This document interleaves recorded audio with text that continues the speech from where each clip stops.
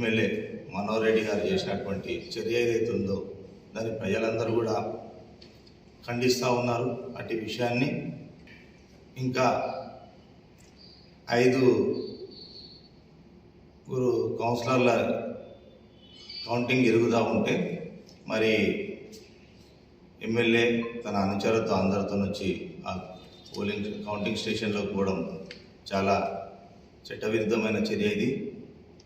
ఇది ఎలక్షన్ నిబంధనలకు విరుద్ధంగా జరిగినటువంటి చర్యని బీఆర్ఎస్ పార్టీ తరఫున మేము తీవ్రంగా ఖండిస్తూ మరి ఎమ్మెల్యే గారు ఇట్లా దౌర్జన్యాలకు ప్రజల్ని భయభ్రాంతులకు గురి చేసి దౌర్జన్యాలకు పాల్పడడం చాలా విడ్డూరంగా ఉంది.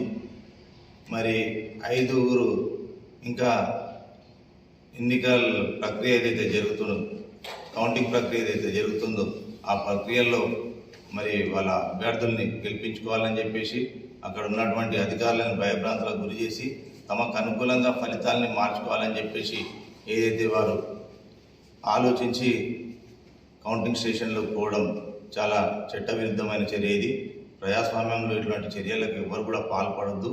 మరి ఇంతకు ముందు కూడా గౌరవ మాజీ శాసనసభ్యులు పైలట్ రోహిత్ రెడ్డి గారు ఇక్కడ ఎమ్మెల్యేగా ఉన్నప్పుడు చాలా నిజాయితీతో ఏదైతే ప్రజలు తీర్పిచ్చిన దానికి శిరసా వహిస్తూ ఆయన ప్రజాస్వామ్యంగా ఇక్కడ ప్రజలకు ఓ మంచి మెసేజ్ ఇవ్వడం జరిగింది. మరి ఈరోజు చూస్తూ ఉంటే కాంగ్రెస్ పార్టీ ఎమ్మెల్యే కానీ మరి నాయకులు కానీ అందరూ కూడా అప్రజాస్వామికంగా ఈరోజు వ్యవహరిస్తూ ఉన్నారు.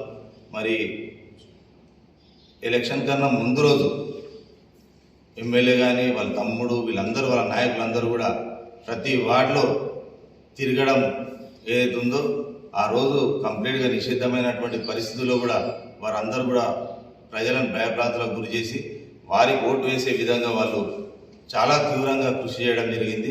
మరి ఇదంతా కూడా ప్రజలంతా గమనిస్తున్నారు. ఈ కాంగ్రెస్ పార్టీ అరాచకాలన్నింటినీ కూడా ప్రజలు గమనిస్తున్నారు. రాబోయే కాలంలో తప్పకుండా వీరికి తగిన బుద్ధి ప్రజలు చెప్తారని చెప్పేసి మేము ఆశిస్తూ ఉన్నాం.